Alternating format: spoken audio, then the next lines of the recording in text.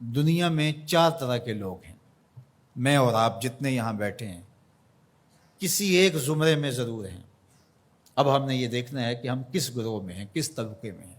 فرمایا عبد رزقہ اللہ مالا و علما، پہلا وہ شخص جس کو اللہ نے مال بھی عطا کیا ہے، علم و شعور بھی عطا کیا ہے، فہم و ادراک کی دولت بھی عطا کی ہے۔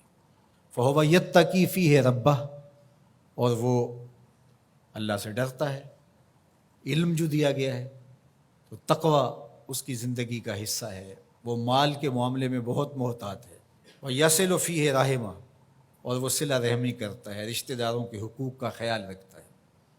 وَيَعْلَمُ لِلَّهِ فِيهِ حَقًّا، اور جانتا ہے کہ اس مال میں اللہ کا حق کیا ہے، اس کی زکوٰۃ بھی نکالنی ہے، عید آئی تو فطرانہ بھی نکالنا ہے، حج کا موسم ہے تو قربانی بھی پیش کرنی ہے، ضرورت مند حاجت مند میری دہلیز پہ آئیں سوال کریں تو میں ان کے سوال کو پورا بھی کرنا ہے، جو مانگتا ہے اس کو بھی دینا ہے، جو عزت نفس کی وجہ سے مانگ نہیں سکتا لیکن ضرورت ہے اس کی، میں ڈھونڈ کے اس کی دہلیز تک پہنچنا ہے۔ فَهَذَا بِأَفْضَلِ الْمَنَازِلِ، یہ شخص جس کے پاس مال بھی ہے، علم بھی ہے، اللہ سے ڈرتا بھی ہے، صلہ رحمی بھی کرتا ہے، مال کے حق کو بھی جانتا ہے، کائنات میں جو بہترین لوگ ہیں اس کا شمار ان بہترین لوگوں میں ہوتا ہے۔ وَعَبْدٌ رَزَقَهُ اللَّهُ عِلْمًا، دوسرا وہ شخص جس کو اللہ تعالیٰ جل شانہ نے علم عطا کیا، وَلَمْ يَرْزُقْهُ مَالًا، لیکن اس کے پاس مال و دولت نہیں ہے، فَهُوَ صادق النیہ، لیکن بڑا سچی نیت کا شخص ہے۔ یقول، وہ کہتا ہے، لو ان لی مالا لعملت بعمل فلان، اگر میرے پاس مال ہوتا تو جس طرح فلاں شخص نے اچھے کام کیے ہیں میں بھی یہ کام کرتا، میرے پاس مال ہوتا تو میں بھی مسجد تعمیر کروا دیتا، میرے پاس مال ہوتا تو میں مرکز مصطفیٰ کے لیے اپنی خدمات پیش کر دیتا، تجوریاں کھول دیتا، جو کام سالوں میں ہونا ہے مہینوں میں ہوتا، اور وہ سچی نیت سے اگر ہوتا تو کرتا بھی۔ کچھ لوگ ہوتے ہیں کہ نیت کرتے ہیں، جب آ جاتا ہے تو پھر کھسک جاتے ہیں، یہ کھوٹی نیت والے ہوتے ہیں۔ جب مال آتا ہے تو کہتے ہیں نہیں اس مال سے اور مال بنائیں گے پھر مال دیں گے، کچھ لوگ یہ سوچتے ہیں۔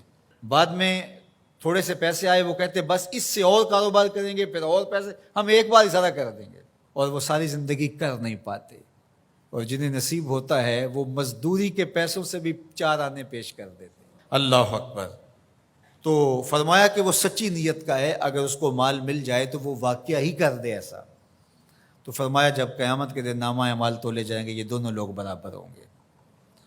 تیسرا شخص حضور نے ارشاد فرمایا، وَعَبْدٌ رَزَقَهُ اللَّهُ مَالًا وَلَمْ يَرْزُقْهُ عِلْمًا، تیسرا وہ شخص جس کے پاس مال بہت سارا ہے لیکن علم و شعور نہیں ہے، جہالت کی وجہ سے، علم نہ ہونے کی وجہ سے مال کو صحیح جگہ پہ خرچ نہیں کرتا، اور رب سے ڈرتا بھی نہیں ہے، رشتہ داروں کے ساتھ سلوک بھی اس کا کوئی اچھا نہیں ہے، مال نے اس کو مغرور بنا دیا ہے، اور مال کے حق کو بھی نہیں جانتا، اس مال کو خرچ کہاں کرنا ہے یہ بھی نہیں جانتا۔